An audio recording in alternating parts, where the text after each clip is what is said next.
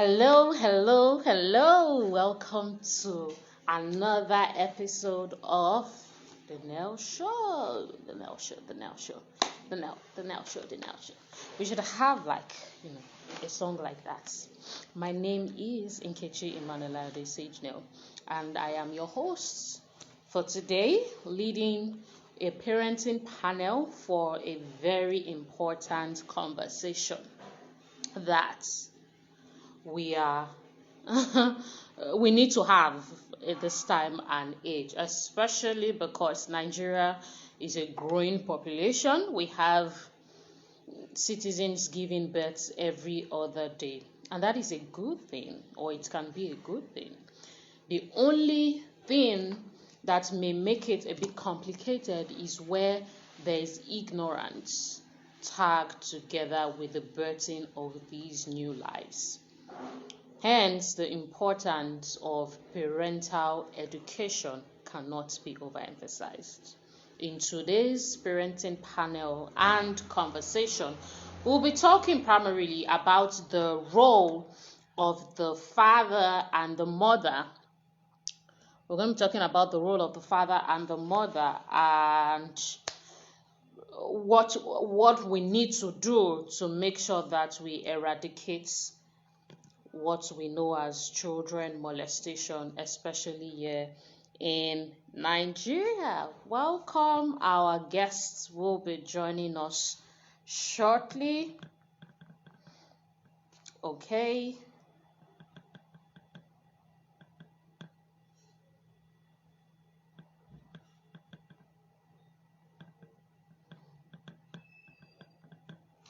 If you're watching this on YouTube, hey, what are you doing? This is something you're supposed to be sharing, and you're supposed to be subscribed right now. So that's a good time to actually click on that subscribe button. Okay? All right.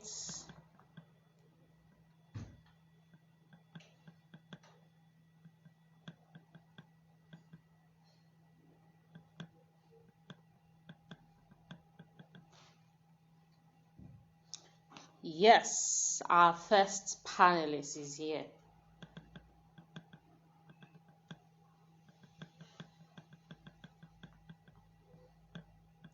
I'll add a short thing. Live video, and I'll add you. Okay. All right. Let's see. Let me invite. Okay. I need to invite.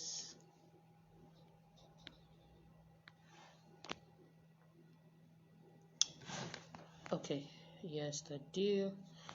Oh, it says I'm unable to invite you, Nnenne. Maybe you would leave the live and come back again. It happens sometimes like that, but it's going to work out. Maybe you leave watching me and then you come back again. That may be the solution.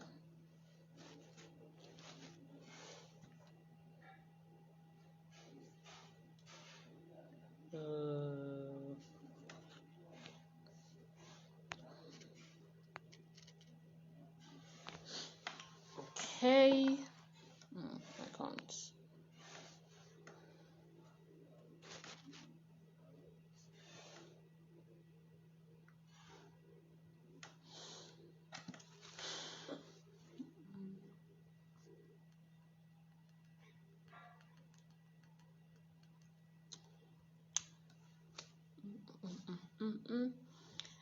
Ahead of time, we should know briefly about our. Okay, good. About our panelists, I'll just share briefly, really briefly. But let me add Junnifa. Yes, Junnifa.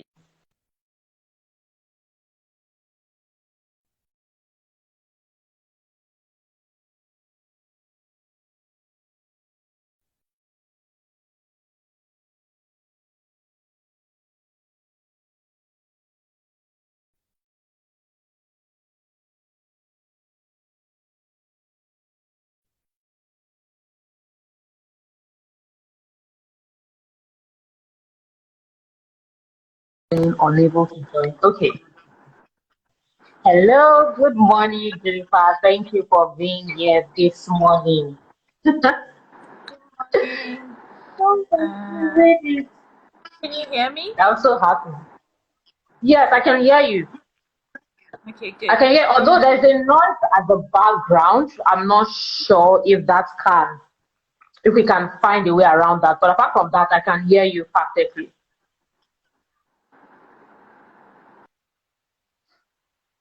Okay, okay. Maybe Jennifer wants to.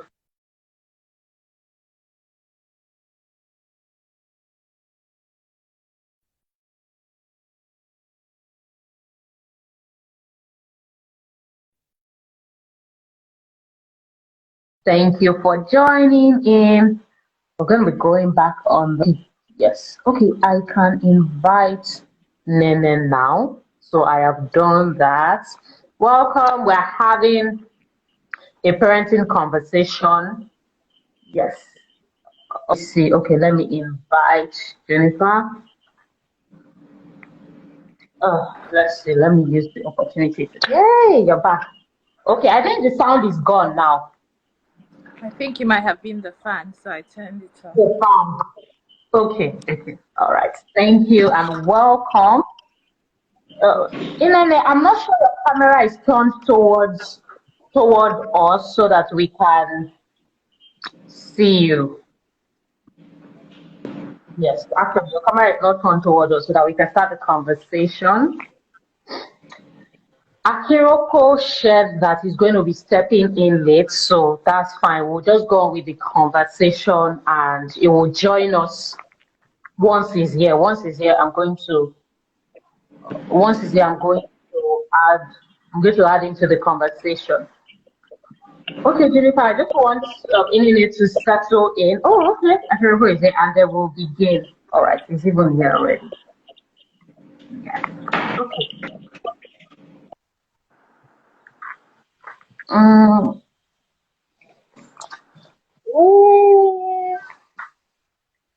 uh, wow.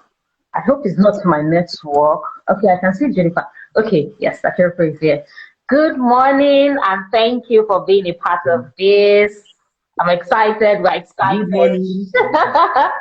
We're excited. Thank you. Okay, so it seems Nnenne is having a bit of network issues, but I believe that as we run along, she'll be able to put on our video. So we'll just go ahead. All right. So, Junnifa, this is Akinropo. Akinropo, this is Junnifa. Junnifa, this is Nnenne. Nnenne, this is Junnifa, and this is Akinropo. And we shared your profile earlier on. Junnifa is the founder and head of school at Fruitful Orchard Montessori in Abuja, amidst many other things. She also serves as the board of the Association of the Montessori International, the first African to do so in over 90 years. Thank you so much for being a part of this.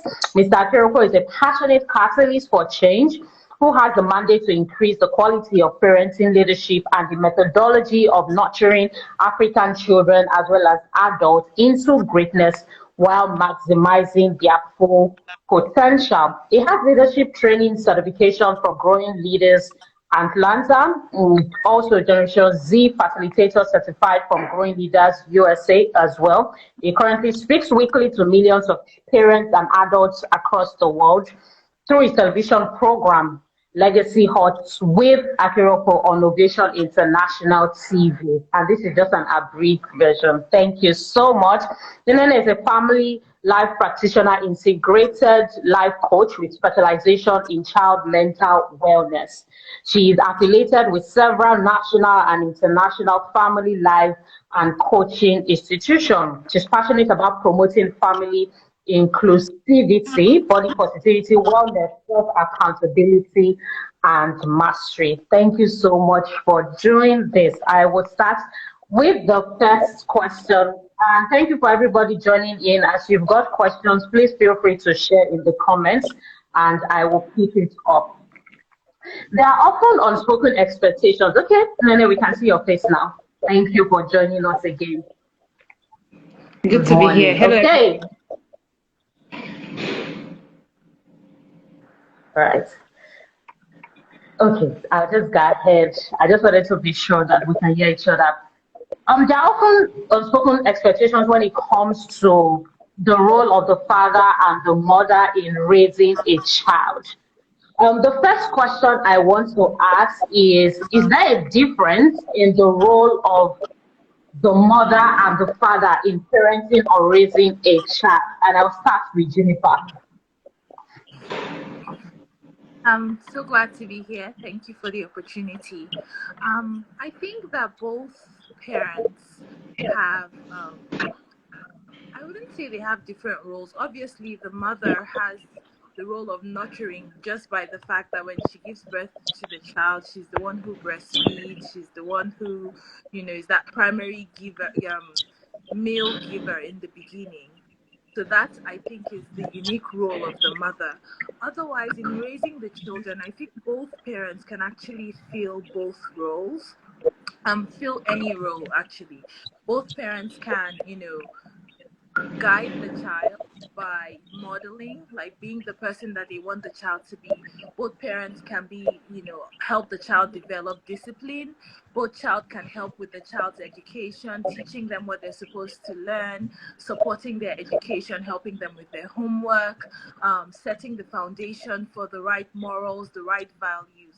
I think both parents really work together to provide the foundation that the child needs. I don't think there's specifically, apart from that early breastfeeding, unless, if you're feeding with a bottle or you're giving milk, both parents can actually also provide that. So I think all of the other roles are, both parents are responsible for all of the other roles, in my opinion. Thank you so much, Jennifer. Akinropo, what do you think about that, especially when it comes from a lot of male or father's perspective? They think maybe this one is for the mother, this one is for father. Some father even go ahead as thinking that dating the child, for instance, in their growing stage is not for the man. What are your thoughts on the role of the mother and the father in raising a child, especially in the early years? No. Okay. I really want to toe the line of the previous speaker. I'm sorry. What is the name again? For the last time, I want to be calling her by the name. I don't want to be saying previous speaker. Okay, please, what's the name? Junnifa. Okay, Junnifa. Thank you. June, and you. Junnifa, like the month of June. Junnifa. Yes. Oh. Yes. I would like to know this thing better after now. so I really want to support what you said. In Africa, everything that we learn, everything that we learn from anywhere, we like to bastardize the meaning of those things. Back in the day, we had it that these are the roles of the father, these are the roles of the mother, right? So, and as a result of that, I remember when we were growing up, they need us to understand that our role as fathers in the home, one is just to provide money alone. That our role is to provide financial responsibility.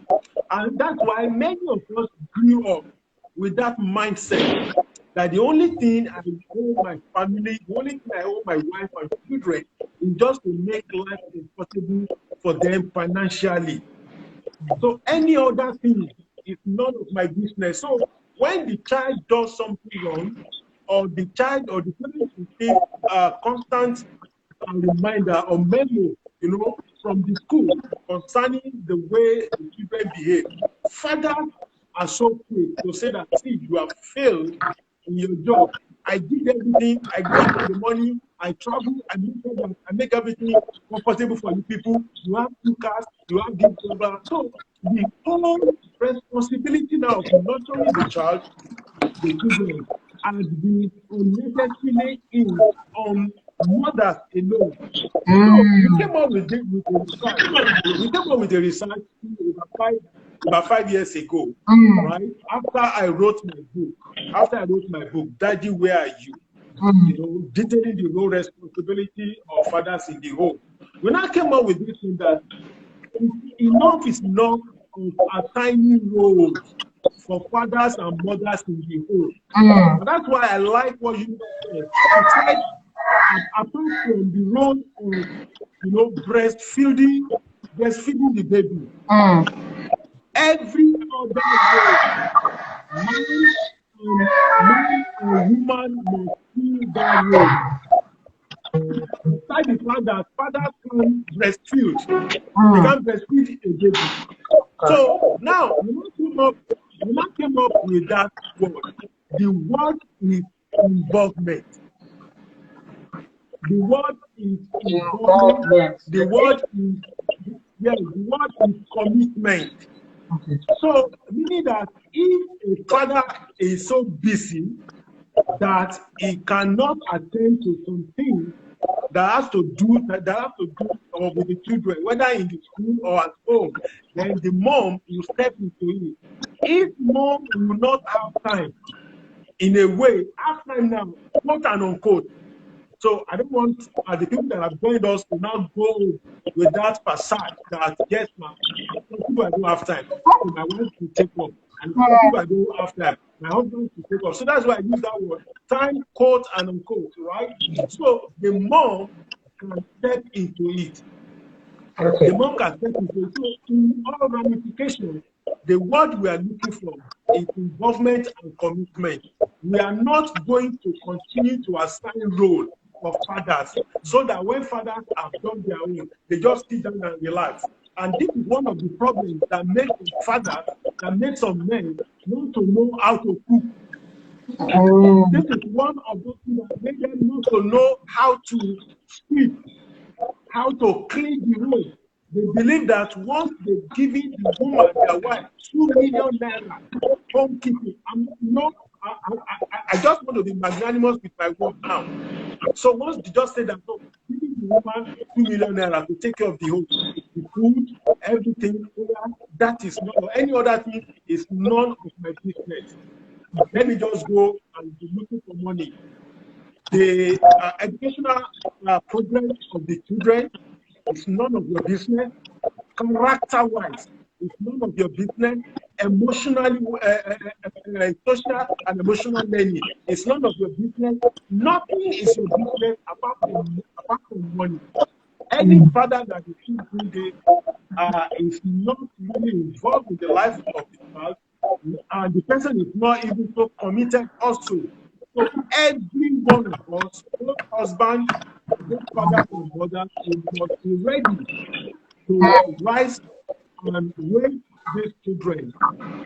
Any problem they bring from school, anything at all, character-wise, education-wise, emotional-wise, everything, we are ready and we must be able to help these children. Okay, thank you so much, Akinropo. Thank you. I'll come back to you regarding specific questions on fatherhood. For now, I want to get Nnenne's thoughts on our first question before we dive into other aspects of today's conversation. Yeah, so can you hear me? Yes. Awesome. So I would pick up from where Mr. Akinropo stopped. And I like the fact that he also agrees with Junnifa. I get your name right, Junnifa. Yes. When it comes to parenting, I think it will be unfair if we try to box who does what. Just like Junnifa said, the mother most times is the first point of contact for the child because she's the one that births the child. But it was not her sole effort. Somebody had to come and make that child a reality. So it is a joint responsibility. In other words, the child or the children belongs to both parents. So when we now start saying, oh, we're going to assign this to this person, we're going to assign this to this person, just like Akinropo said, when you feel you have done your work, you've gotten 10 in that specific role you want to play, then you hands off. But as long as we see it as our responsibility, we have to come up with ways to make it our outcome. What do we hope to achieve when it comes to parenting this child? As a father, as a mother to this child, what is the outcome? I would like to, there's a scripture that comes to my mind that says children are like arrows in the hand of a warrior. So when you have a child, what do you hope, or what is the specific, or what's the outcome at the end of the day? If we now begin to say, oh, as a father, I want my child to be as happy as the Dutch, for instance, and the mother says, no, I like the German style, I want them to be tough, then we now begin to have conflict of interest. But at the end of the day, there should be, when it comes to parenting, one thing I have come to realize, parents most times want what is best for their children, but best is relative. So what does best mean to me as a mother? Us as the mother, what does best mean to the father? These are things that we need to really discuss. Of course, there are a lot of books, there are a lot of resources, there are a lot of things on parenting. Some of them are good, some of them are conflicting, some of them are, they have all sorts of information. But at the end of the day, we need to know what our outcome for the child is. Okay, thank you so much, Emily. Our culture, and I'm coming back to Junnifa now. Our culture at this time doesn't necessarily regard any relevance to child growth from things that I've seen and heard. So this is what they attach relevance to. That a young couple, for instance, just give birth and that they're pregnant or they just give birth or that they have children or that they have male children, whatever the case, depending on the culture.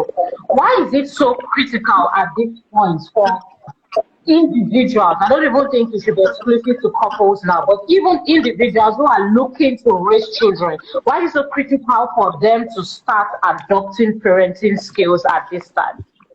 Beyond just wanting to give birth or wanting to give birth to a certain kind of gender. Okay, but I think that it's very important because children are the future.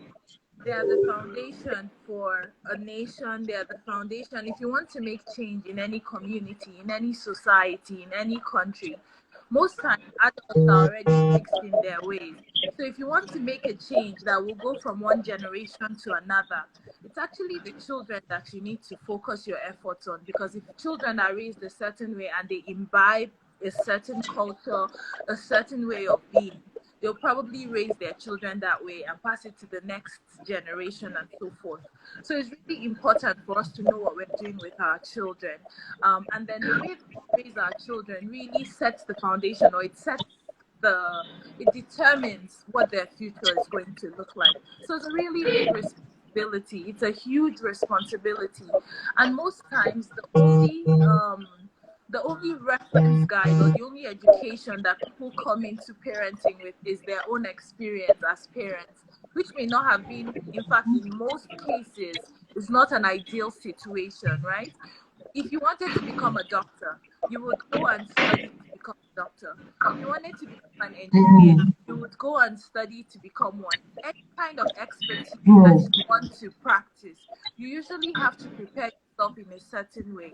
And then, are any of these roles more important than the role of a parent? The role of a parent is what forms a human being. You're forming their personality, you're forming their spirit in certain ways, you're forming their behavior, you're forming their expectations of life. In certain ways, you're even forming their physical, the way they look physically. Because if you're raising your children and you give them opportunities to exercise, you feed them the right kind of food, they will look different from if you're not doing that. If you're allowing them to sit in front of a television all day long, they will look different too. So every aspect of a human being's life can be determined by their parents. The way they look, the way they think, what they believe about themselves, what they believe about the society and their role in the society. All of these things, the foundations for those things start with the parents. So how important is it for us to be equipped to know the right way, to know the optimal way our children's development? I think that it is key, it is important. You shouldn't wait till the baby is on their way already or the baby is here. It's just like you go through university for your career.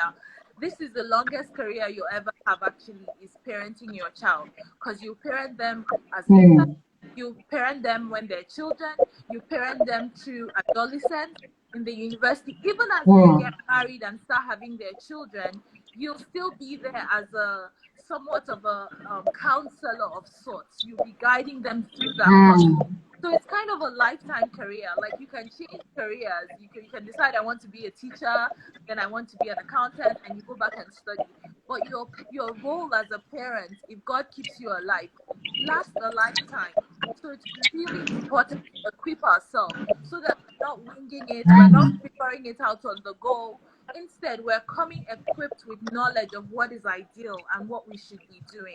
So I think just as we prepare ourselves in other areas, if you wanted to become a public speaker, if you wanted to become a coach, even if you wanted to become a soccer player or a dancer, you usually prepare yourself. But for some reason, people have not yet seen that role of parenting as a role that requires preparation, and it is. It's very important to prepare yourself. I'm going to just finish by saying I was lucky because I took my Montessori training before having my first child. And I remember thinking, because before going into, before you have your children, people have different ideas of what parenting is. Some people think it's very hard. Some people think it's very stressful. Some people think, let's just have all the children and fill up the house, and we'll have house helps to take care of them. We have different expectations and different theories of what parenting should look like. But I took my Montessori training before having my children. I remember feeling very ready, very aware of what to expect and how to support my child. And I remember wishing that everybody had this kind of preparation so that, you understand what your child is supposed to do. There's so much that children are supposed to do, but when they do it, we are like, oh, they're not supposed to do that. And in doing that, we interfere with their normal development. So you can actually become an obstacle to your child's growth. You can actually do things so wrongly that you damage them if you're not prepared. So I think it's definitely very important to prepare yourself, even before you get married. Just as people prepare themselves for marriage now, in the same way, prepare yourself to be a parent if you think that you're going to have children, so that you don't harm them. And because when you harm them, you're also harming future generations. Thank you so much, Junnifa. Actually, well said. A lot of things learned from your comments. Thank you so much. I want to come to Akinropo now, but asking the question from the perspective of, we know currently in Nigeria and Africa, but Nigeria to be more specific, that a lot of men, and that's why men like you are rising, still take even marital training lackadaisically, talk less about saying, I want to go to a school or I want to read a book on parenting. What kind of awareness or what can we do to drive the interest of men who are ready to be parents, or who are already even baby fathers or baby daddies? Actually, some are not even married. So actually get educated so that they can raise their children rightly in the context of marriage, and for those who are not even married but already have children. Okay. So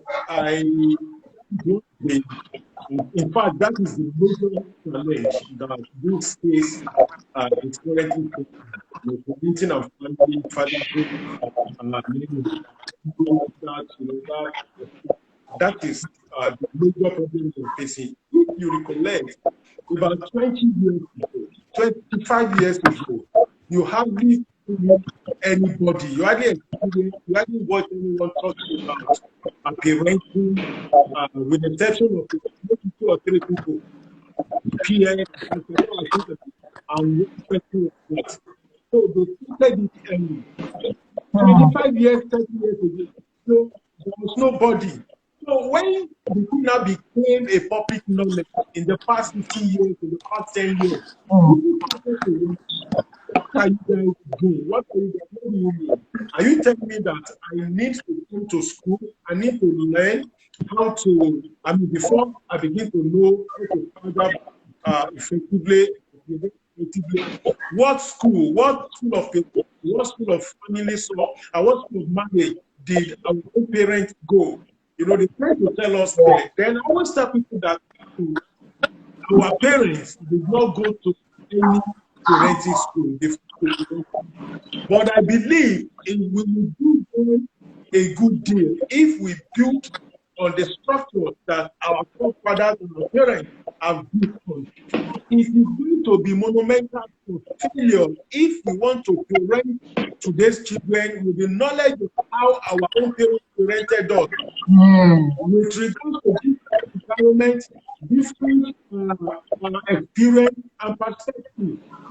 So that is what I think. We made them to understand that parenting is not natural. Fathering is not natural. Though the process to become a parent is natural. The process to become a father is natural.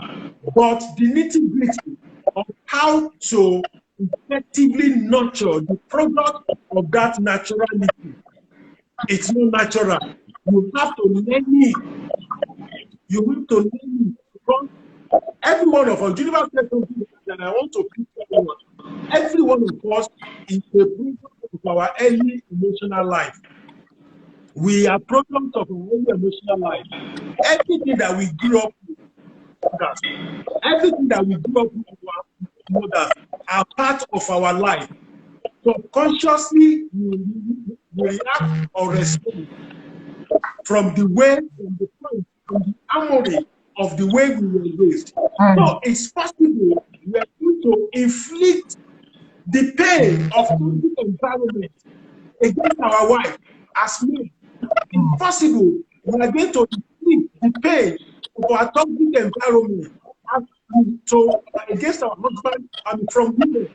It's possible as parents we are going to inflict the pain of toxic environment on our children, unknown to us. Let me tell you, I had a terrible background, terrible childhood experience, such that it's not something I pray that I want even the children of my arch enemy to have, right?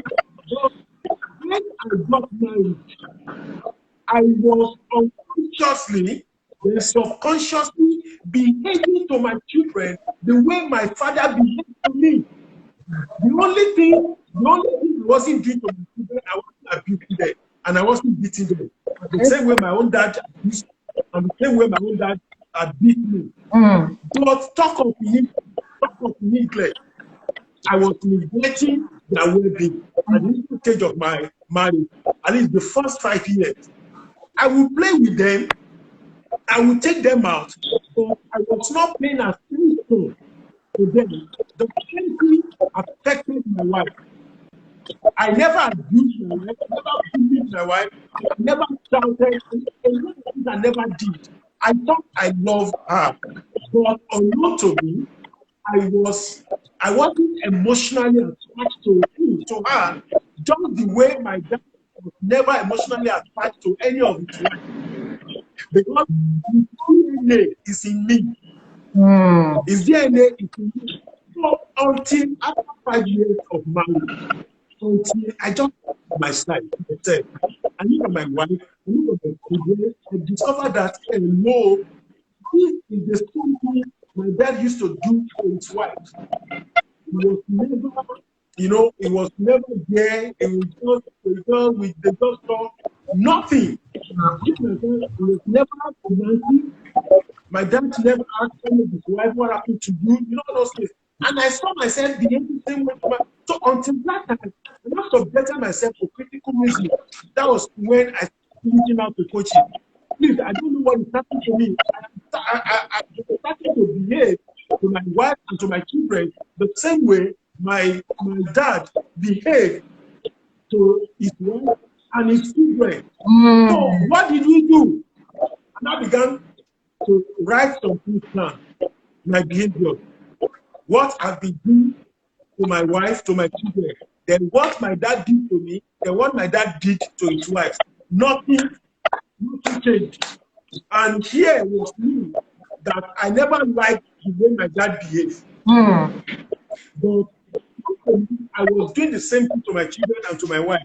So until I started coaching, and I subjected myself to coaches, they started coaching me, they started mentoring me. Then until like 2010, when I received the revelation, from God to take up the ministry of parenting and family, I didn't know how to do it better. So until every man, until every woman, whether you are ready to get married now or not, until they subject themselves to critical listening. How were you raised? How were you nurtured? In what culture were you nurtured? Who was the principal actor when you were growing up? Who was the principal actor when you were growing up? What were the significant emotional experiences you grew up with? How did you overcome those significant emotional experiences? Did you take drugs? Were you abused at age 10? At what age were you deflowered? So all these things, serialize, write them out in chronological order. Write those things. Then now look for your future. What do you stand to gain? Where are you going? Is this what you want to be to your children when you start to raise them? I'm talking about someone who is not married now. Is this what you want to handle your husband? Is this how you want to handle your wife? So those are the people who want to go into a project as marital project, a project as parenting project. If you so wish, it's not compulsory that you get married. It's not compulsory that you want to raise any family. But if you so wish that you want to get married, then you want to raise children in that marriage. Before you go into it, you have two things to know. You have your vision. Your vision must be clear. After the vision is clear, then skill set must be clear. Skill set is what will make the vision you have set for yourself to be achievable. So if you have that this is what I want to achieve in this marriage, this is even want to achieve as a man, as a woman, as a single, you still need skill set to achieve it, because if you don't have the vision, you don't have the skill set, whether you are single or married, you will self-sabotage yourself, because the way your parents parented you is the same way you would like to run yourself. In the same way you want to do everything, almost everything that happens in your life, in the same way you want to do it. And again, Junnifa said something the other time. She said, people believe that, for you to qualify as a doctor, you have to go to school. After you must have spent about 6-7 years in the university, you still need to do something. The same way, before you become a lawyer, you need to go to NBA, Nigeria Bar Session.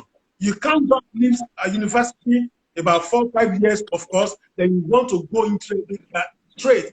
But people forget that parenting and family is one of the spheres of influence. It's one of the spheres of influence. Out of the 7 mountains, spheres of influence, parenting and family is one of them. Guess what? People go to school to study the other 6. They go to school to study the other 6 to be better in the other 6. But it is only parent family. They think it is natural to them, because the way it used to be 40 years ago, there was nothing like school of parenting. 40-30 years ago, there was nothing like family system engineering certification. 30-40 years ago, there was no school known as fatherhood school. There was no school. So once they believe that there was nothing like that in time past, they believe that there shouldn't be anything like that in the future. Guess what? In Kenya presently, there is a university for fatherhood. Wow.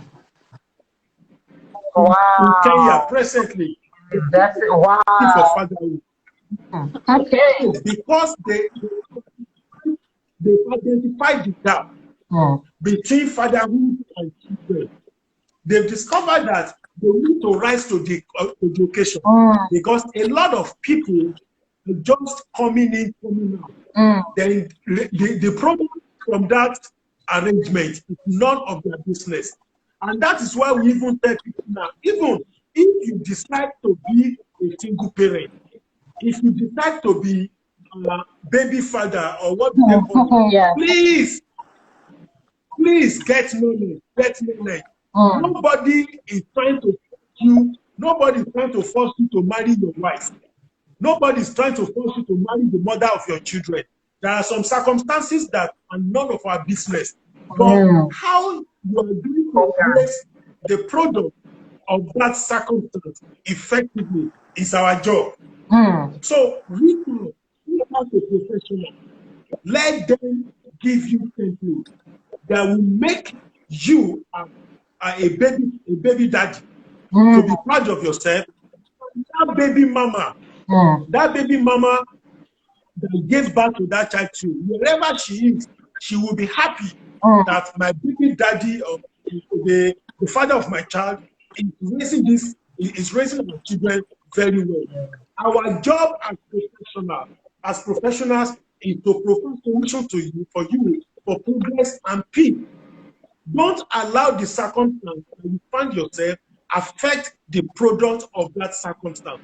You have your life to live, and the children have their life to live. So, in a nutshell, there is nothing that says you can't obtain parental knowledge. There is nothing that says you can't obtain even single motherhood knowledge. There is nothing that says you can't even equip yourself before you decide to go to the other side. So that is what I want everybody to pay attention to. Every parent, every single dad, everyone to pay attention to. Before you bring in somebody to your life, you must be able to scrutinize yourself.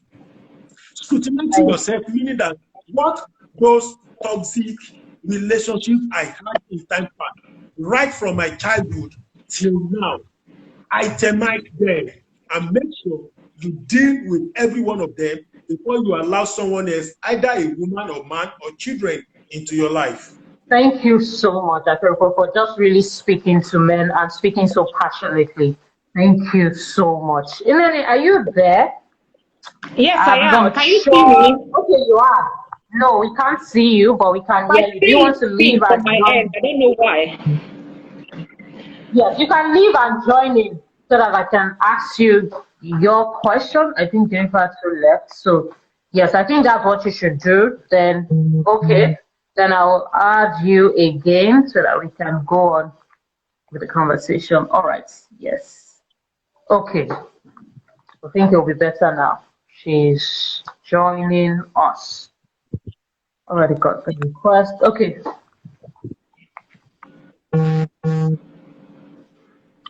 Okay. Yes. Thank you so much, Nnenne. Can you hear me? Yes, I can hear you. Can you hear me? Yes, I can. But I don't know why we cannot see you. That's is this some sort of network? I don't know. This is interesting, but we have a very, very interesting topic at hand, and the network came late.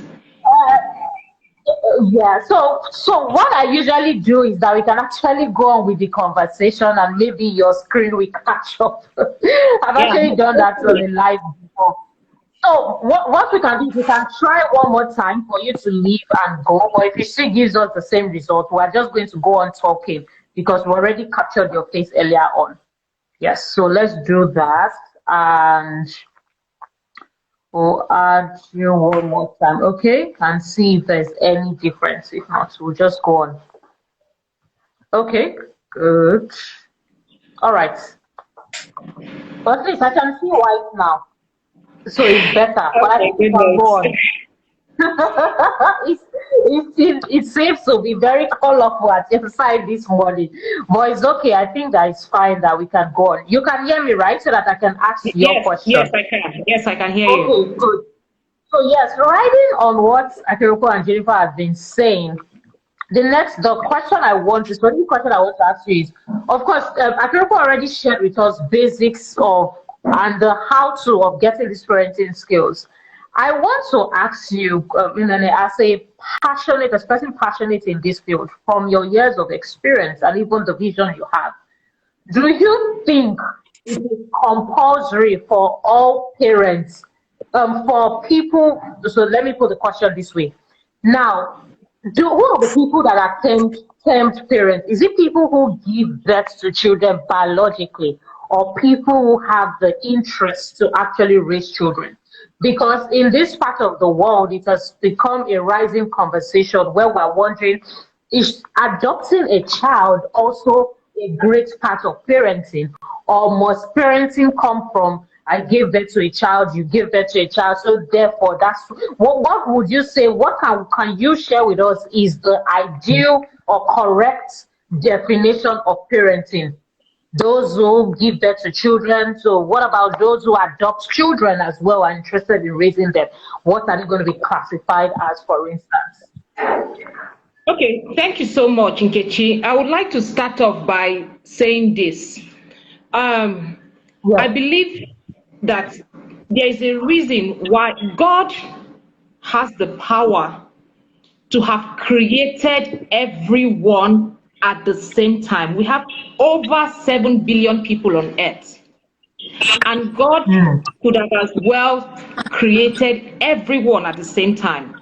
But he started with the man and the woman. So what does that imply? For the sake of procreation, God had even the man, then the woman, and they started having their offspring. So in other words, there is the need for order. There is the need for process. So when you talk about childhood or bringing a child into the world, the reason why we were not all created at once is for the purpose of mentorship. Now, when it comes to having children and raising them, there is nowhere that says that because you are the biological responsibility of that child, you are the parents or you are the father or the mother. People, of course, every child that was born on earth came biologically. Or thank God for science now, people are being artificially inseminated and all of those things. So in that case, the responsibility of parenting a child can come from being in the child's life, having influence in the child's life, as opposed to occupying that role of I donated the egg, or I donated the sperm, or I donated whatever it is that you used to bring that child into the world. So what does that mean in essence? When it comes to parenting, I did a research recently, and I discovered that one of the single most largest variables of child psychological disorders, illnesses, is as a result of parenting.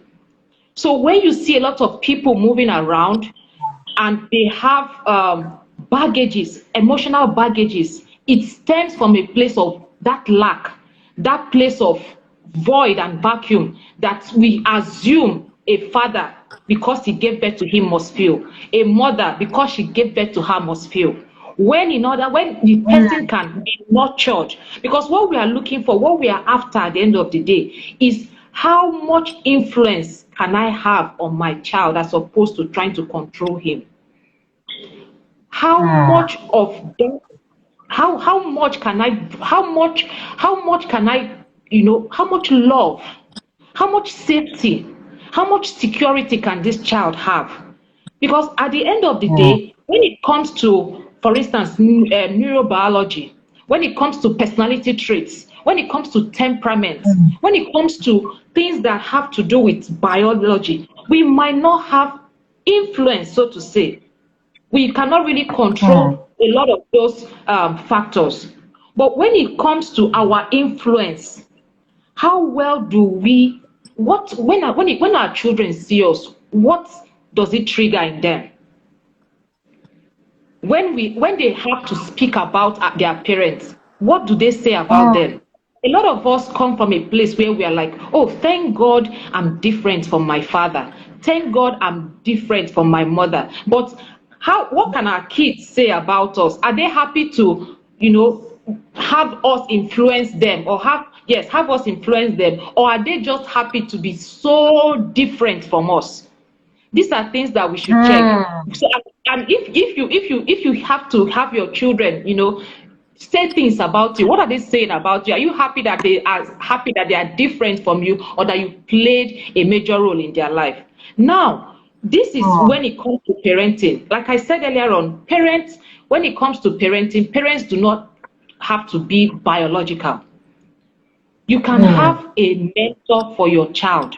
If you feel you are coming from a place of emotional baggage, as a parent, there's no perfect system, or there's no perfect way of raising children. But you should come from a place of awareness. It is how aware you are as a parent that your children will also know who you are. It's how much access or how much you can say you know of yourself that will also allow your children to know who you are. So when you are exhibiting different personalities or showing different things as a parent, guess what? They are picking up those cues. But it is okay as a parent to know that you can't know everything. It is okay as a parent to seek for help. It is okay as a parent to learn. It's okay as a parent to go through processes where you can also become better. Just like Akinropo said, before now, when you tell somebody you are into parenting, maybe you're a parent coach, or you're a consultant for parents, and they are wondering what is that? But it is as a result of all of these emotional traumas people have been to. The funny part of it is that 40 years ago, one thing about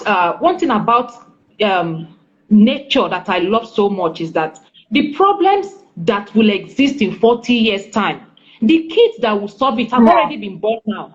But because we are not sure how the future is going to look like, we just assume that the child has to be a footballer, he has to be a doctor, he has to be. But as time goes on, problems are arising that needs solution. That's what happened. At a point, people are beginning to say, I'm not happy with how I look. I shout like my mother. I beat like my father. Why is that? So those problems existed, but the solutions are coming in now. That's why people are becoming more aware. What do I do to control my temper? How do I become more aware? How do I manage myself so that I'm not all over the place?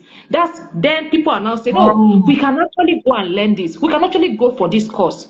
That's where you now get to know that your children can have mentors, people that they can. It doesn't mean you're a bad parent. It doesn't mean they don't trust you to talk to you. It doesn't mean they are keeping secrets from you. But at the end of, like I said at the beginning, what is the outcome? What do we hope to achieve when it comes to raising our children? Without emotions, without sentiments, without bias, what do we hope to achieve when it comes to raising up healthy children that are healthy physically, that are healthy emotionally, that are healthy psychologically, that are healthy socially? All of these things we should put into factor when it comes to raising our children, irrespective of whether you gave birth to them biologically or not. How do we promote that process of bringing up children that are physically, psychologically, emotionally, intellectually developed? Yeah. Thank you so much, Nnenne. You have spoken a whole lot, and thank God for replays, because we can just go back to get it again and again and again. I wanted to share that while I speak to Junnifa, you can probably leave the live and come back again so that you can see if your video would be able to show. Okay, she's doing that. Junnifa, now people say, when people hear, typically when an African or a Nigerian hear something like raising a child, they are thinking feeding the child, sending the child to school, and of course enrolling the child in Sunday school, especially if the child is in the early years. What does it really mean, and what does it really entail to raise a child? And I'm talking from when the mother gives birth to that child from, age 0 up until, well, like let's say the teenage years, for instance. What are the things that parents should be looking out for as intentional ingredients that they need to actually sprinkle in every day in raising their child? Okay, so there are so many things that we're responsible for when it comes to raising our children. I guess if we wanted to think about framework, we can think about it from physical, we can think about it from spiritual. Can you hear me? Yes, I can hear you. I can hear Physical, you. spiritual, emotional, social, intellectual. I mean, at least those first five. Let's start with those first five. So physically, right? Mm, Um, yes. we're responsible for raising children who are not only healthy, but who know how to stay healthy Mm, physically. So okay. in raising children who know Okay. how to be healthy physically, first of all, we have to be models, right? We have to be models in our own view of ourselves. When I think about Mm, us as Nigerians, many parents are often saying, "Look at you, party bomb bomb. Look at you, you gained weight." Or they'll see their friends, and their first comment is, "Ah, you gained weight or you've lost weight."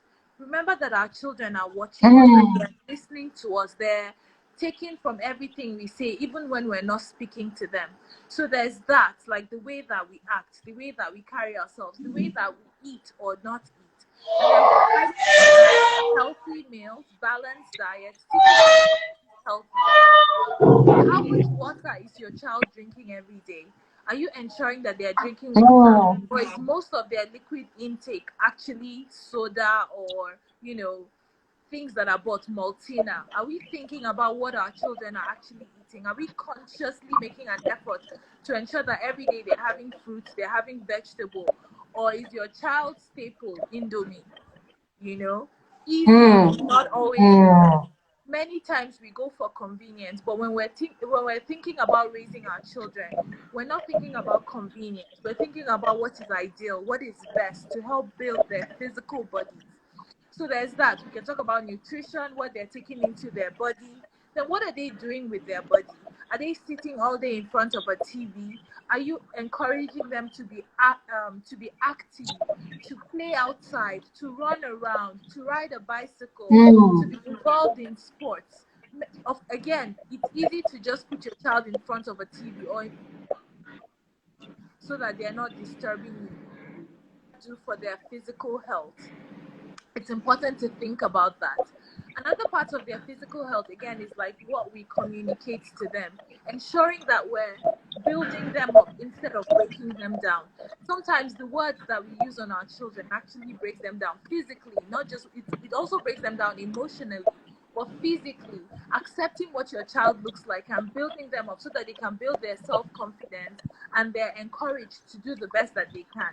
So teaching them how to eat well, drink well, have a good view of themselves so that they're growing with that.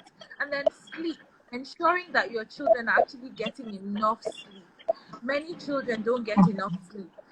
Are they at different ages? There are different recommendations for how many hours of sleep children should get. So making sure that you're aware of that and that your children are getting enough sleep.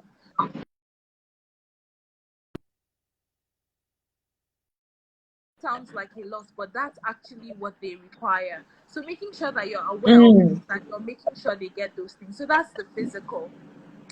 Spiritual. Are you making sure that your children have a solid foundation in their belief system? Nowadays there's so many things that people believe in. It's like everything, like in a way we're so, what's the word? We are like we've gone from being overly religious to having no belief systems at all. It's really important for mm, children to have something solid to believe in.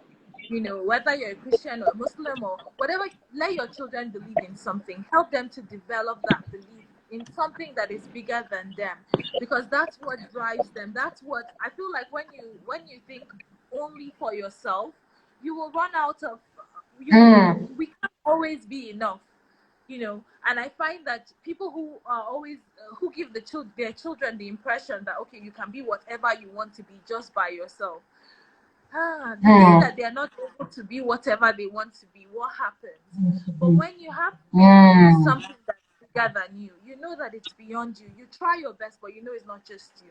And so you have something to fall back on. You have that faith.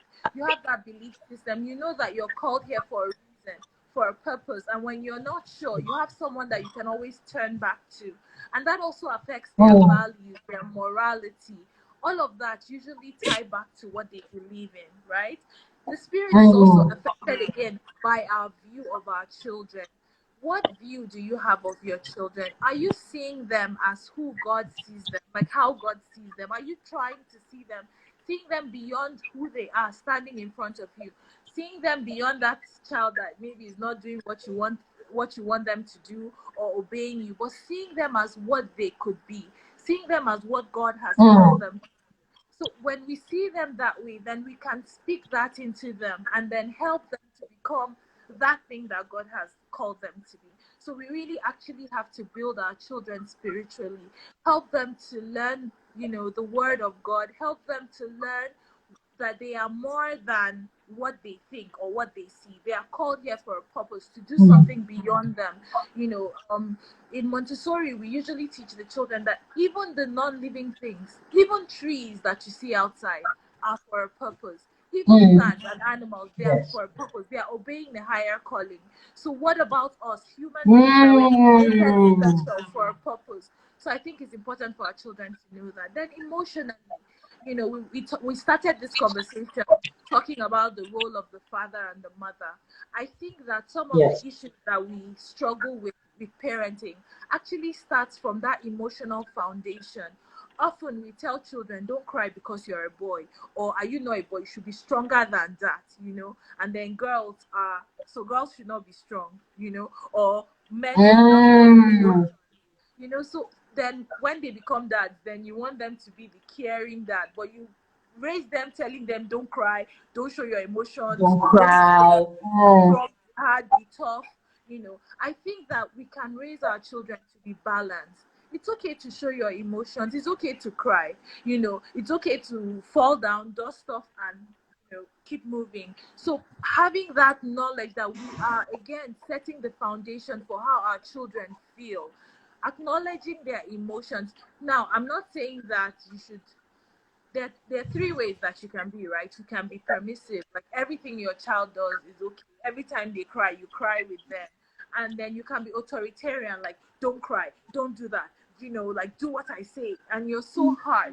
Or you can be authoritative, where you know when it's time to acknowledge their feelings, but that doesn't stop you from being firm, where you set boundaries and your boundaries are firm. Like, I acknowledge you, you're crying, you're sad. This is what we do. We do not run in stores. It's time for us to go home. And I understand you're crying, but we're going home. They're not mutually exclusive. People always feel like I can't tell my child sorry and still hold my boundaries. You can do both.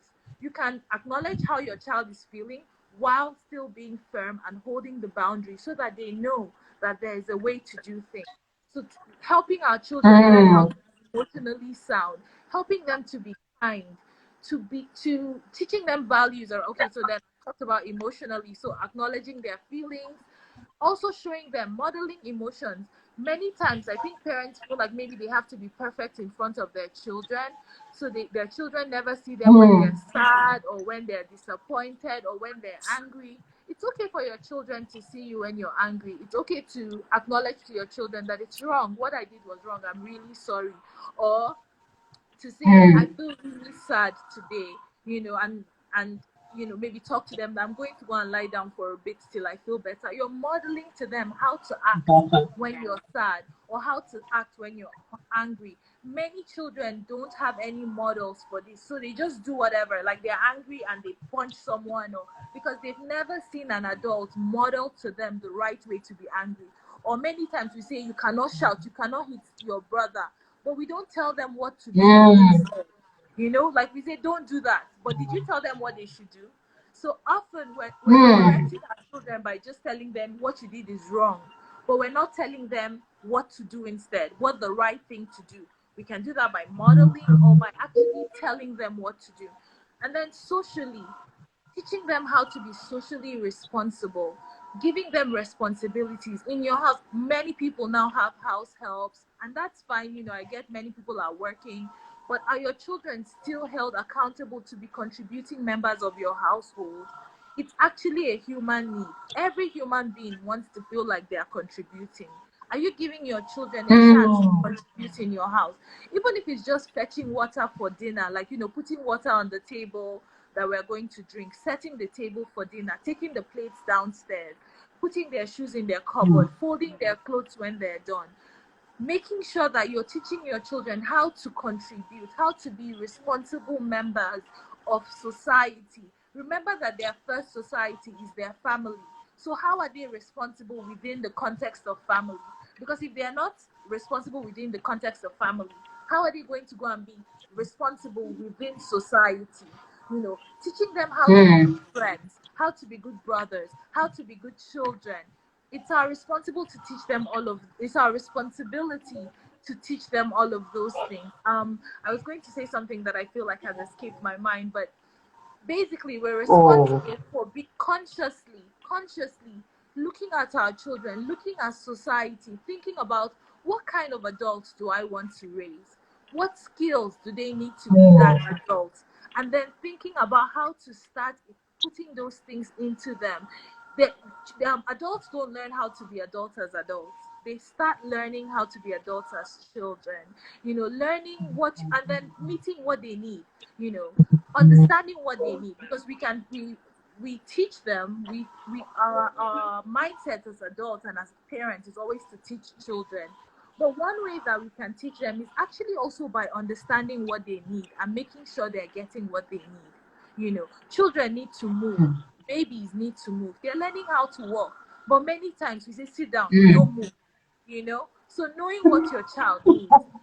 Children that are like from 8 to 12 years old or 14 years old, they need friends. They want to be with friends. Are you giving them the opportunity to be with friends? Invite their friends over so that you can see how they interact, and then you can give them feedback. You can be like a referee and show them how to interact so that they're not doing it outside without your help. So there are many aspects of being a parent, right? There are many aspects, but I think if you look at it, at least from this perspective, physical, not. I like to think, when I think about children and parents, I think about parents as gardeners or like cultivators. I think about children as you're going to give this seed that you're going to plant. The soil is the home environment. So you're making sure that the soil, you're choosing the right soil, that it's nutritious soil. It has the nutrients that the child needs. You're making sure that you're careful with the sunlight that you expose your children to. The sunlight can be the places where your children go to. Maybe they go to lessons, they go to church, they go to school. You're being conscious about what they're being exposed to. Because remember that depending on the plant, right? Sunlight can actually, while sunlight is really good for plants, it can actually also kill a plant. If you have too much sunlight, some plants don't need that much. So being aware of what your child is exposed to and making sure that you have the right exposure. Then of course, warmth. You have to love your child. Your child has to know that they are loved, that they are accepted, that they are welcome. I find that a lot of Nigerian parents, maybe more so in our parents' generation, but also in our generation, we have these expectations of what we want our children to be, how we want them to be. And we're so focused on that we don't see the child in front of us. It's important to see the child in front of you, accept the child in front of you, nurture the child in front of you, not the child you wished for, not the child that you wish you should be. Be aware of it, try, but don't focus so much on, I wish, or comparing your child, that you miss the child in front of you. And then I'll finish with an example. We're in dry season in Nigeria, as you all know. And in Abuja, it's very dry right now. And I've been struck this entire dry season by something. I live in the name of my school is Fruitful Orchard, because I actually live in an orchard. Like, there are lots of fruit trees. And I realized that it's very dry everywhere. Like, the grasses are all dry. Many of the flowers are drying. but all of the fruit trees have fruits on them. The pawpaw tree has fruits right now, avocado has fruits, bananas. I hope where you are, you're seeing a lot of fruits around you. So I think that, again, if you're focused on the fact that it's dry season and you're looking, you might miss the fact that there are fruits. Like, you might miss looking up and seeing all the great fruits that are available. So when we look at our children, it's important as we're raising them and we're trying to sow all of these things in them, that we don't focus only on the things that are not working, on the things that we don't like, or on the things that we want to improve. Remember that what you water is what you'll grow. So look at your children and try to see what are the unique strengths that they have. What are the unique things that have been deposited in them? How can you nurture those things? What are the things they are good at? Don't focus all the time on what they're not good at. And I feel like that's something that we struggle with. Focus on what they're good at and water those things so that it will grow. So there are so many dimensions of raising children. I hope that these tidbits, like at least somebody picks one or two things that they can focus on, right? And yes, and we cannot even finish the conversation on parenting in one sitting. So that's why we're definitely going to be back again soon. And we're going to be rounding up now. And I'm coming to Akinropo. Thank you so much, Junnifa. It was so insightful. I was just like it was so good, and thank God for the replay. So yes, we're rounding up now, and let's go to Akinropo. Molestation in Nigeria has become okay. Did you want to say something, Akinropo? Before I go on. Maybe after Junnifa has spoken, we should just round it up because she said like, let's just share the grace and close.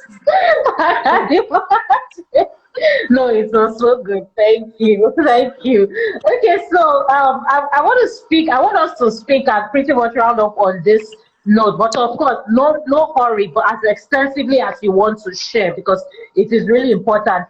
The molestation rate in Nigeria is increasing or has increased or is on the rise, however it is we want to call it. Of course, some cases are reported, some cases are not reported. Some is that they are distributing the rods literally everywhere on WhatsApp and everywhere else. What can we do practically, both as mom and as dad, to make sure that we first of all train our children? There's one video that I shared, well some of the videos that I shared, and I'm not sure if some of those children had the training of what to do, what not to allow, don't touch me here, back and forth, and all of those things. So what training do we give to our children to let them know that no, this is a no-no, if you see something like this, run away? Or what kind of training should we rather equip them with, and what can we do to make sure that many children do not fall into this molestation trap? Because it is from that space, just like Junnifa has said, Nnenne has said, and even you have actually shared, it's from that space that people grow up and actually become damaged adults, and then we're having to fix because of what has happened in their childhood. What do you have to say just regarding molestation and what we should do moving forward, especially in guarding our children and even children in our community? Okay. Now, from the studies so far, no molestation ever takes place in the life of the child without the complicity of one of the agents of socialization within the child. And the primary agent of socialization are the parents. We have 5 agents of socialization: the parents, the child, the school, the media, and the international community. So no molestation ever took place without the connivance, whether inadvertently or inadvertently, of the parents. How is this so? Now we talk about, especially take for instance the video we shared, right? When I look at the first one, the 3 children who were making it out with themselves. When I look at that, then I visualize what were their parents doing, where were they? before that time. That what we saw was just an effect. There were causes. Those causes were not supposed, I mean, they may not necessarily mean an example of the effect. It may not necessarily mean that maybe they saw someone doing it. It may not be that, but it may be what were the kind of thoughts the children, I mean, their parents were engaged with them with. Then who did their parents leave them with, right? Until we separated. We have two children, a girl and a boy. The girl is 18. The boy is 15. The boy was 15 in January, right? So until they love to sleep together, right? From when they were age 1, 2, 3, they used to sleep together. And once in a while, in the night, we go to check them, not because maybe they will be doing something or not, but just to see to their safety, that nothing is happening to them in the room, that nobody had, managed to enter through the window. Do you understand? So even when they up till January this year, the AC in one room is not working. In my daughter's room is not working. And my daughter had to leave her room to join her brother in his room. They slept there. Nothing. There was nothing of nothing to suspect, right? So I don't know what those children were exposed to. I don't know the kind of nanny, household, or the kind of environment that they grew up. I mean, they grew up in. I don't know. Yes. Then concerning the second video, a mother and one of her children, that boy can't be older than 4 or 5 years old, right? So whatever culture that the woman is practicing, that is not known to any civil war. That is practically wrong. Now, let's talk about what can parents do, or what can anyone do to do that. The way to go about this, because hear this: when you ask any parent, when you ask any teacher, when you ask any adult that, do you teach your children not to do this? Do you teach them about value of dignity? Do you teach them about value? Do you teach them about value of self-dignity now? Do you tell them not to allow anyone to touch their body unnecessarily? Do you, everybody will always say, yes, I tell my children. Yes, I do. The question, or rather, if you ask some schools that, do you have programs in your school, right, about sex education? They say they have. But guess what? You still find out in some schools, in some homes that claim they have this thing still keep prevalent. Sexual molestation is prevalent there. So if that should be the case, the question we now ask is, by which culture were you training these children value? By which school are you training them? Everybody can teach, yes, but the tool with which we teach matter, right? Okay, now, today's children, from the research, we found out that that's why we gave them this code, 4 codes. EPIC. They are EPIC generation. EPIC, the word EPIC is broken into 4 behavioral codes. So E stands for experiential. The children of today, whether they are generation Z or generation Alpha, whether any one of the 2 generations, they are EPIC generation, meaning that they want experiential learning. They don't want explanation. They want something that can resonate with their learning style. They want somebody that will model that life to them. It's possible for me to tell my children not to steal. It's possible for teachers to tell children not to gossip. It's possible for any teacher to tell a child or to the student to say that, oh, I want you guys to grow up, I want to teach you emotional intelligence. I want to teach you social and emotional learning. It's possible, but is the teacher or are the teachers themselves or are the parents themselves the intervention? If any teacher, any adult, any parent cannot be the intervention, means that you have to lead, you have to embody the value you want to teach. So if those things are not there, you are only explaining. You are not experiential to those children, and they will not pick anything. When you are done, when you are done, you can go, uncle, so, or daddy or mommy. So when it's not experiential, you are just explaining, it will not work.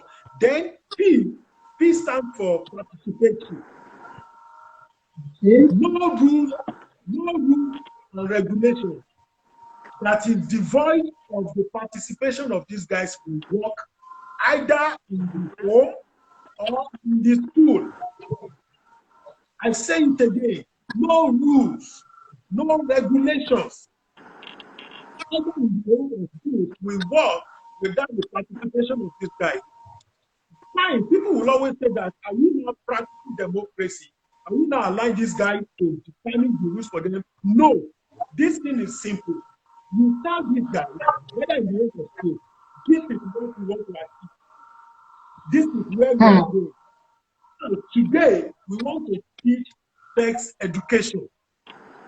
Today, we want to teach value of self-dignity. How do you think we can achieve this? Bring those guys down. You have your document, you have your policy, you have everything at the background. Ask them questions. This is what you want to achieve. How do you think we can protect you sexually? Parents should have a meeting. When your child begins to age 2, age 3, you begin to let them know, right? So you tell them that this thing is in place so that this will not affect you. So that you will grow up to become this. That is participation. It is not about we want this rule and regulations in this house so that the name of this family will be preserved. We want these rules and regulations in this school so that the name of this school will be preserved. We have built this school over 10, 20 years. Our reputation in this school is so strong that almost everybody recommends this school for their children. We have not said anything that is in need for these children. Everything is about the name of the father. Don't call my name. Everything is about the integrity of the family. It is not about the integrity of the children. So children see that from the perspective of the parents being selfish. They see that from the perspective of some schools who do that, being selfish. So what about me? What about me? That I come to this school every day. What about me? That I am in this environment, I am in the school. So that is being participatory because they are part of it. And let me drop this word. Children, students support what they help create. Children and students support what they help create. Because when it was created, everybody's opinion was counted. We got their opinion. If something, if this happens in this house, what do we do to the person that violates the rules and regulations? We both know. Everybody is in the know. The students, they are here. So I stand for image. Image giving. Anything you want to discuss about, any value at all, any educational approach you want to use at all, please let your model, let your scheme of work carries 80% images. 80% images. These guys think in images. And right, that's why that's why you see them stay glued to their devices. They love it. And that is why TikTok they trend on TikTok. They trend on anything that appeals them about images. Meaning that 1 million of words can be taught in one image. Even adult, when you hear the word elephant, you are not likely to think ELEPHANT. You are thinking that big gray animal in the forest. So that is something that comes to your mind, right? Okay, now you want to take, for instance, you want to teach these children about the value of dignity, value of self-consciousness, value of self-respect. There's something I shared about 2 weeks ago on my webinar. Please permit me to quickly rush through this. So I used cathedral building as an image to teach them vision, to teach them how to invest in their future, to teach them taking perspective of others in argument. The topic I was teaching about social and emotional learning. Right, this cathedral building, there was a particular area they were building a huge structure, right? A boy was coming from school. He approached one of the neighbors. What are you doing? One of them, because the structure is so massive, but the guy doesn't know. The structure is new to the boy. And again, that person responded that, can't you see, don't you have eyes? I am laying bricks. I am laying bricks. The guy was not comfortable. So the following week, this boy went to this place again, met another, didn't go to meet the first person he met. He went to meet the second person. Then, staff, what are you doing? I think that you guys have not finished this project in the last 2 months. That second person now told him again that I am doing this to earn my living. Okay. So the third week, this boy went to meet the third person. By the time he got to the third person, the person told him that, can't you see, this is a gigantic structure. I am building a cathedral. I am building a cathedral, meaning that for me to build a cathedral building will take us almost about 1 year or 2 years to complete. So the boy went to satisfied that this is the question, this is the answer I am looking for.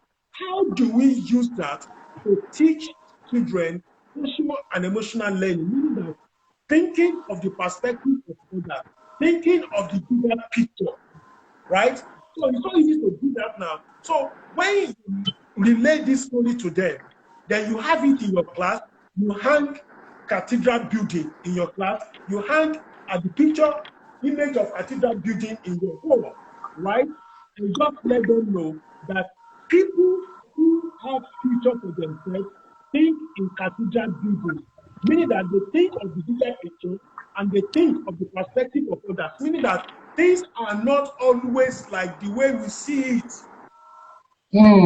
So that cathedral building teaches them anger management. Because the first person that the boy met, the person told the boy that I am laying bricks. The boy wasn't satisfied. The second person, the person said, I am doing this to earn a living, to earn paycheck. But the third person said that I am doing this because I am building a cathedral. So things are always the way we see it. In that, you have taught these guys emotional learning, social and emotional learning, that when you come across somebody, you don't, whatever response the person gives you, that is not the final response. Think deep about why the person is behaving that way to you. When you tell them that remember cathedral building, they will know. So cathedral building also will teach them about the future. think of the bigger picture. It will teach teenagers to focus on their future. You must have gathered teenagers, your teenager must have asked, what do you want for your life? What plan do you want for your life? So once the teenager has told you the plan he has or she has for life, then the next thing you say is, please, with this picture you have for your life, with this vision you have for your life, don't forget the lesson behind the particular movie. By that, you have not spoken too much. You have not spoken too much. You have touched them with images. So that is I. C is connection. These guys, they are the most connected generation on earth. No generation has been so connected as this generation. They connect themselves through devices.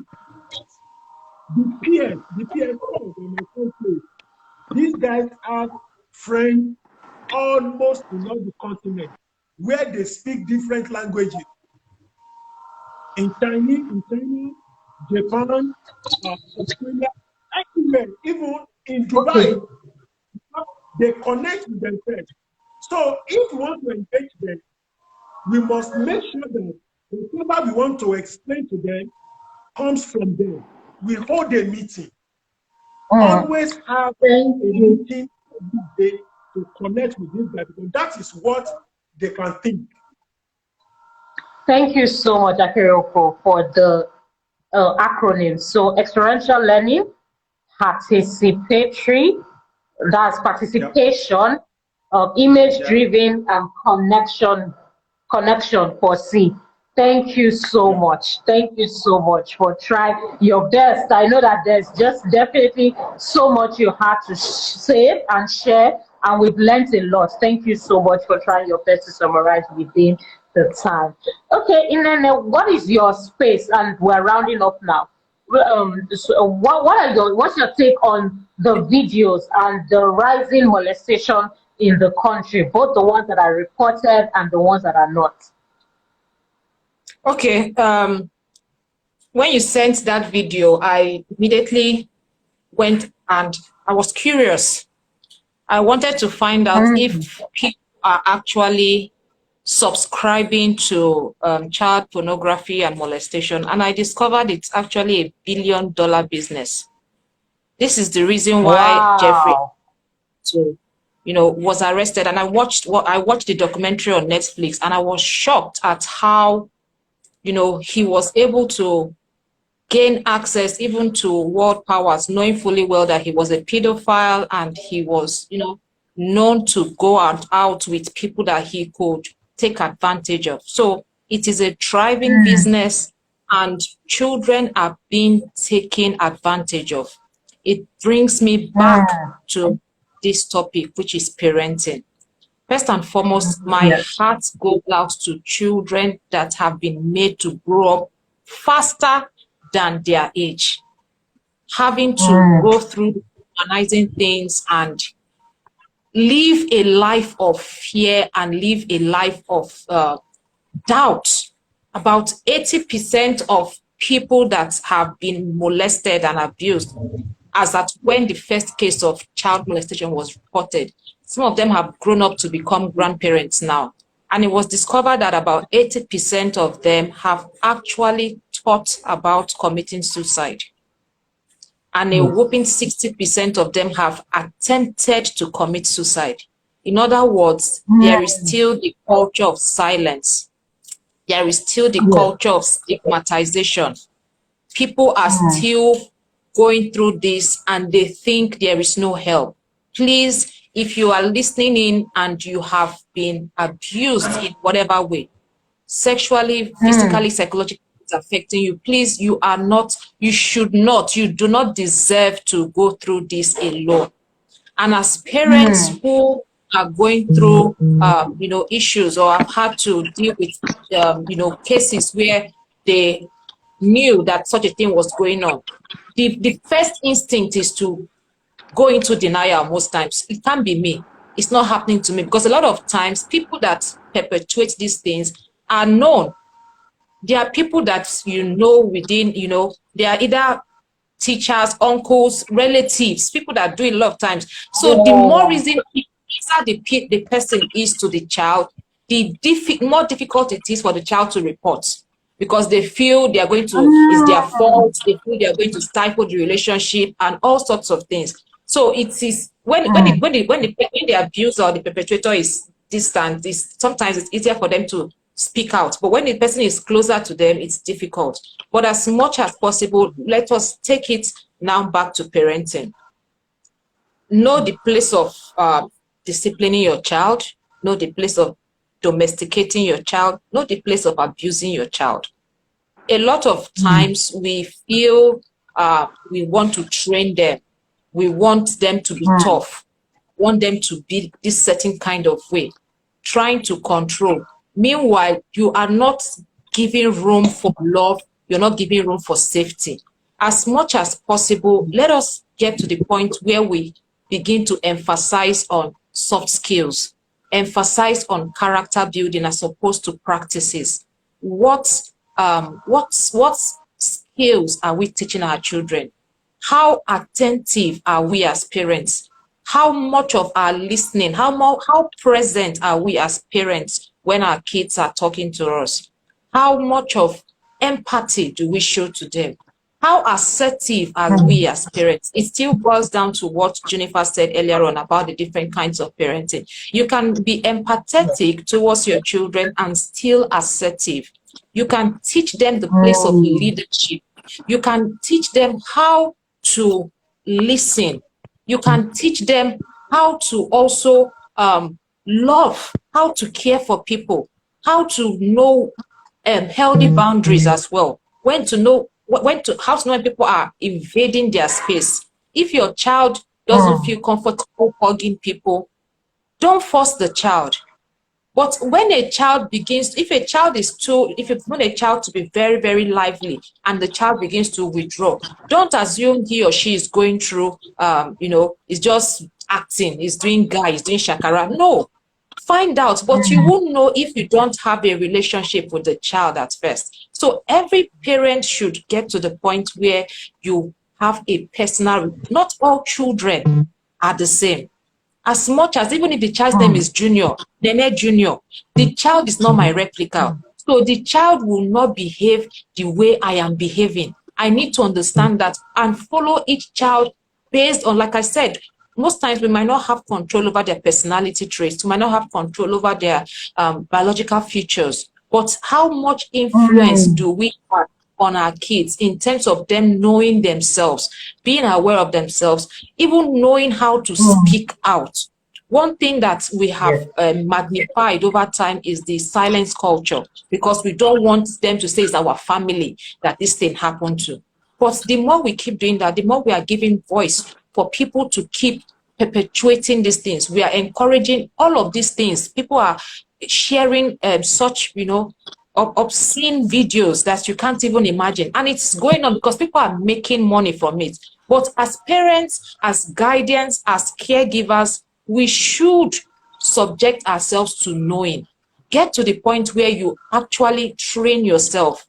Be there. Even if a child comes to you and, tells you this is what I'm going through, the worst thing you want to do is shout or scream or light up, because your body language has already positioned the child to say, I'm already afraid.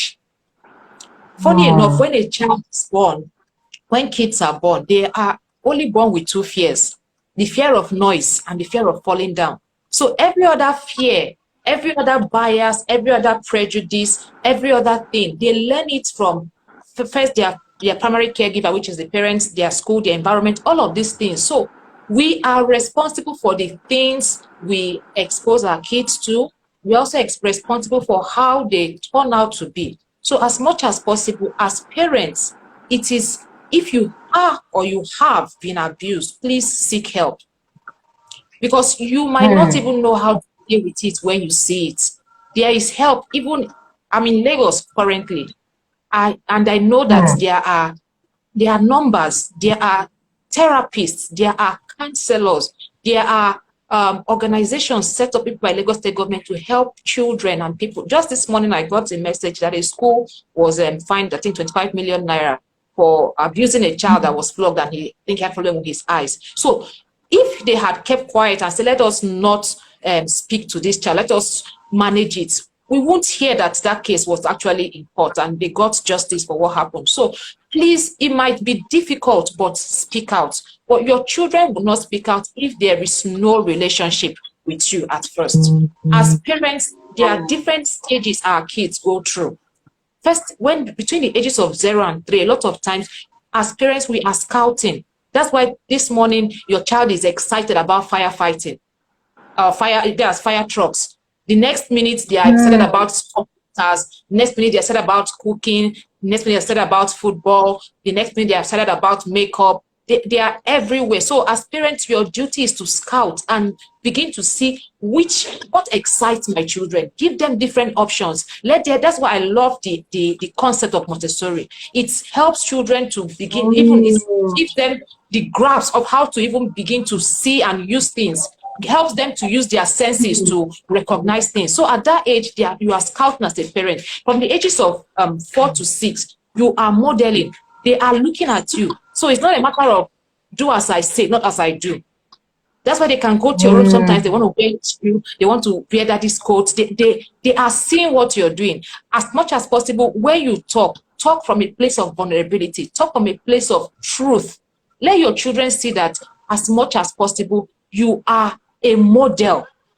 You're not saying something and doing another thing. Between the ages of 7 to 9, you are actually instructing them. You're telling them, okay, this is, let us watch. I like something one of my mentors said he does with his children. He says at this age, they are between ages, I think between these 9 and 13 ages now. He says he gives them, he plays videos of people that he feels can inspire them, for them to learn about their journey and know that nobody just got shot to stardom from nowhere. It's a process. So instruct them on processes. Let them know that it is not today you post video, tomorrow you are now a star, and everywhere. And like Mr. Akinropo said, this generation is very fixated on what they see. So they are curious at that age too. That's why they are curious. They want to find out. I remember when my kids were at that age, they asked, where do children come from? You have to look for ways to explain it to them in a way that is not complicated. So instruct them, age appropriately. They should also know their body parts. It's not, don't give it funny name. Let them know what it is. Let them know that somebody should not just come and be doing fine girl. Things like that, because that's how access starts. Let them be able to tell you, oh, somebody actually did this to me. Let them not feel it's normal, or they just feel they should keep quiet about it, right? So from the ages of 10 to 12, they should become your friends. Get to know them, because at that age, they are beginning to develop, they are beginning to grow into the puberty stage. They are becoming adventurous. For girls, they are seeing developmental growth changes. They are seeing hormonal changes as well. You need to be close to them to know what is happening in their body.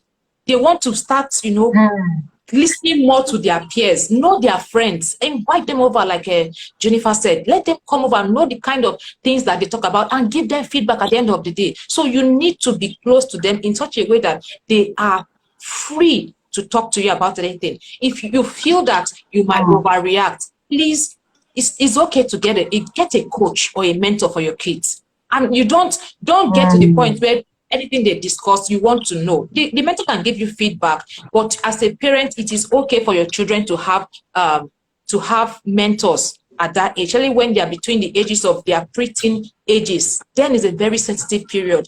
A lot of kids tend to withdraw at that point. So you need to be careful. Follow trends. Know when your kid is changing, or maybe he or she is just trying. He might be going through a lot.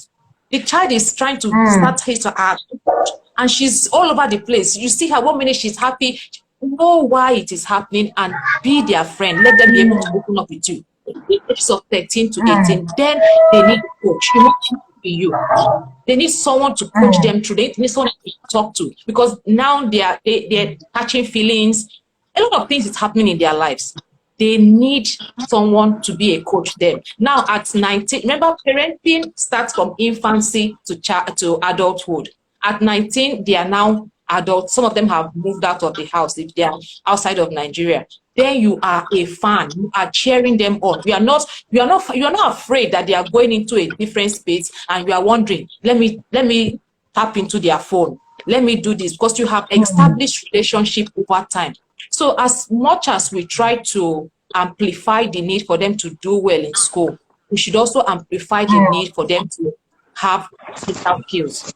Let them be able to be sensitive to their environment. Let them know that there's a human part to them. Let them know that it's okay to cry.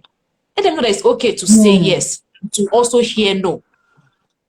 So I think I would like to round up on that note. As much as possible, let us get to the point where we are teaching our kids to build character and not to amplify practice.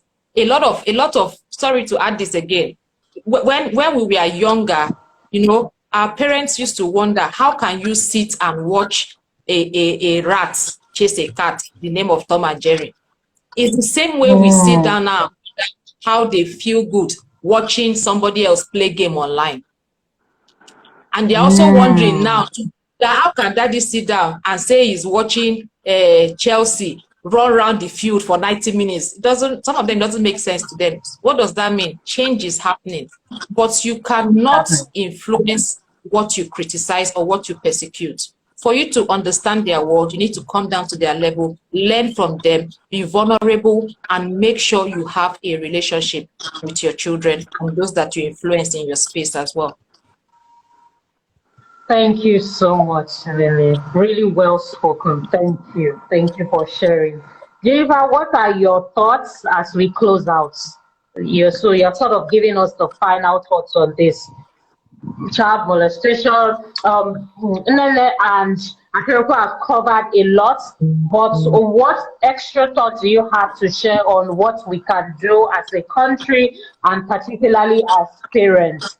And I am very careful about us not saying our children alone, because just like I was sharing yesterday on radio, what is affecting other people, or the lowest person in your community, in that sense, you can't go higher than the lowest person in your community. Being that if you leave them, then they are the ones that are going to come and steal from the higher people in the society. So as much as possible, what can we do as a society to just kick out such molestation, and what kind of education and tips can we give to our children as we close out?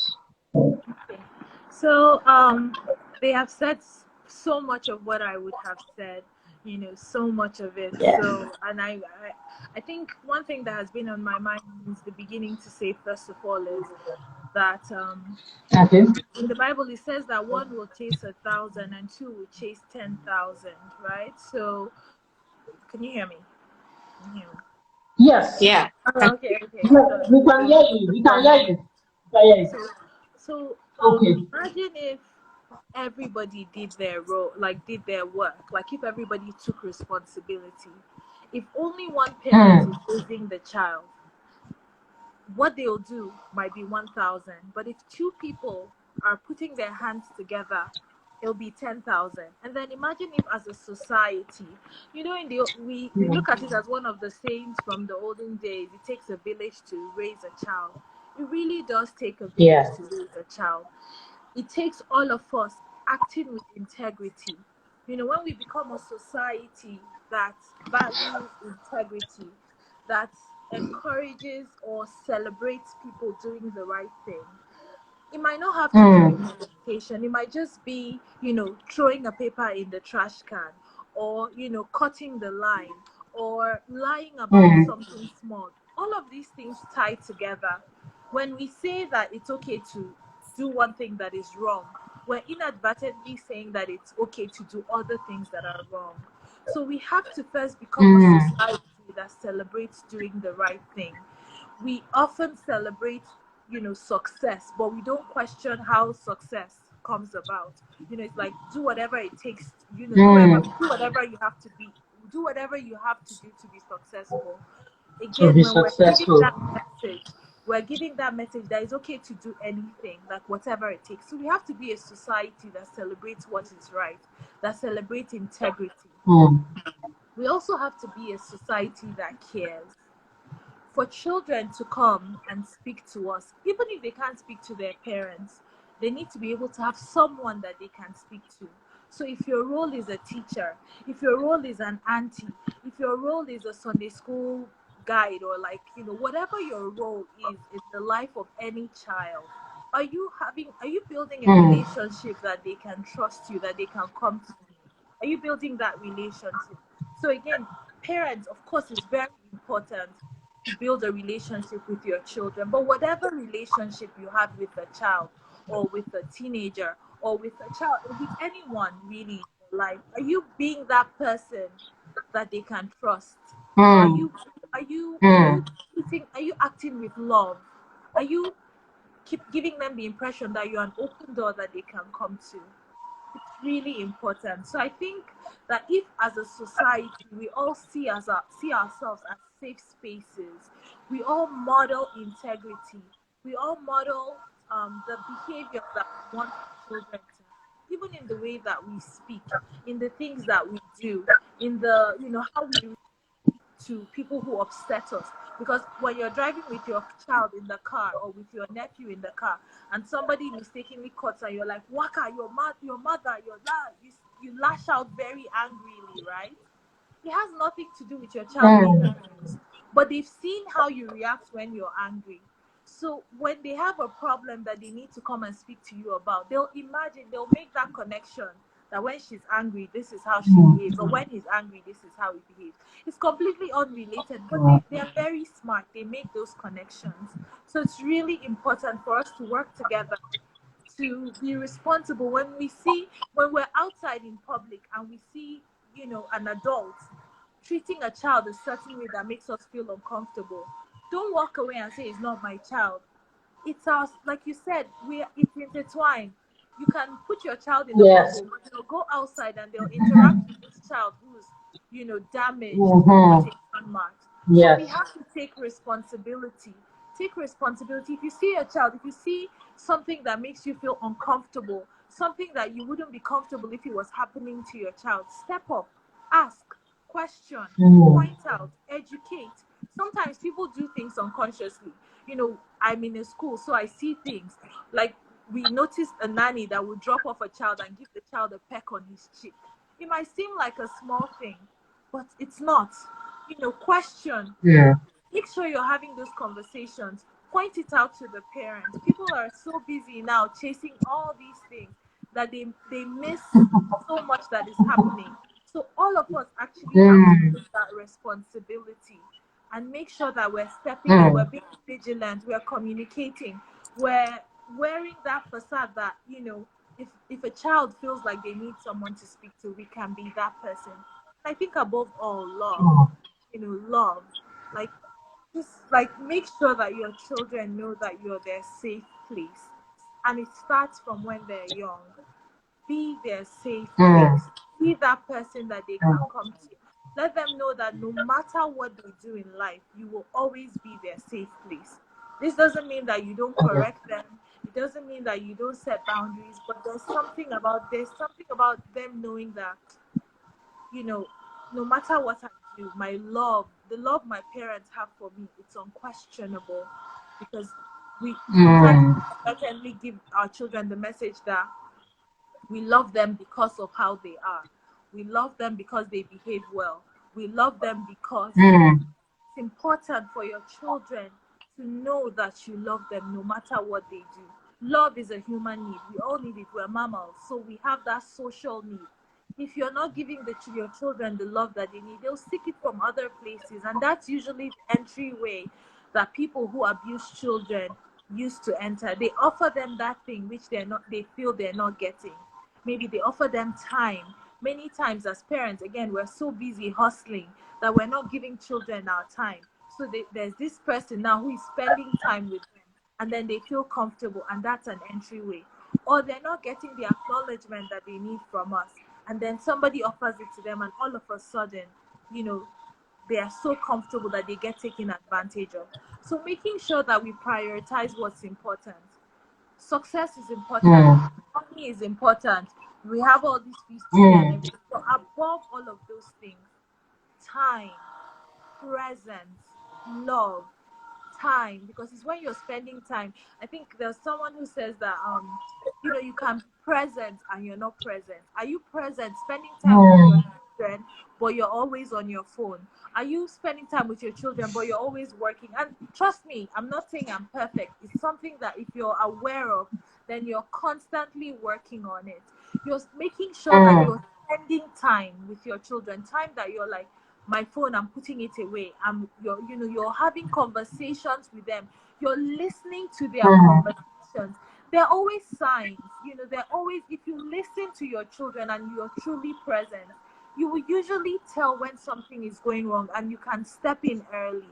But it requires time. It requires effort. There's no shortcut in parenting. No shortcut with food, no shortcut with time, no shortcut like with outsourcing your work. It actually requires us to be present. And the final thing I would say is that I think Nnenne said that Mm. the time the children are 19, hopefully they'll be gone. 18 years always feel like a very long time. You have to be present with your children for this long time. But you know what? I feel like I've spent a lot of time thinking about it. I feel like if you do your work well, like let's say a parent has a child at, let's say, worst case scenario, not worst case, but let's say somebody has a child 30 or 35, right? And maybe you don't have Okay. you say that again, and then you scale down No, your I'm listening. activities so that you can be present for Mm. your child. Maybe you're not doing Mm. the max that you can be doing career wise, or you're not, doing everything so that you can be available. People still start things in their 50s and still build a successful life. I feel like we need to just make sure that we're prioritizing what's important. No matter how successful you are, if your children waste away, you will never be happy. That success will Mm. pale in comparison to anything else. So I think that, I feel like parenting is one of the highest, if not the highest callings that we have as human beings. Most other animals, if a horse doesn't have to do much. It's like the horse is born and the child knows what to do almost immediately. Most animals, their children don't need this long to form them. But human beings, it takes 18 years or more to really form them into what they are called to be. So I feel like it's a very high calling to be a parent. And but it's also a very rewarding calling. So if we can give it the effort, the everything that is deserved, the joy that we get in return is unimaginable. And again, remember that whatever you do for your children, you're not just doing for your children, you're doing for generations unborn, you're doing for your grandchildren, your great grandchildren, and all of these people will stand up to call you blessed. And I don't think there's a better reward than that. So that's what I have to Thank say. you so much. Thank you so much. I am so grateful. Junnifa, Uzodike, Akinropo, Akinola, Nnenne, Ben-Ekechukwu. Thank you so much for joining me today. And thank you so much for watching. The replay is going to be available, and we will come back soon with a conversation in a different dimension, but that has to do with the quadrants of the nation building with parenting or via parenting. Thank you so much for joining today. Thank you. Bye. Thank you.